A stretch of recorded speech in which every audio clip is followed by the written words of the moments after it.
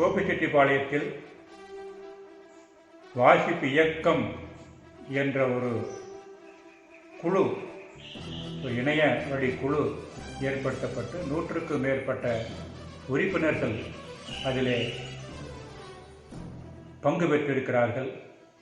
வாசிப்பை வளர்ப்பதிலே, ஊக்குவிப்பதிலே அவர்கள் ஆர்வம் காட்டுகிறார்கள். உண்மையிலேயே இன்றைக்கு வாசிப்பை வளர்ப்பது என்பதும் ஊக்குவிப்பது என்பதும் தேவையான ஒன்றாக இருக்கிறது. நானும் அந்த வாசிப்பு இயக்கத்திலே பங்கு கொள்ள வேண்டும் என்று விரும்புகிறேன்.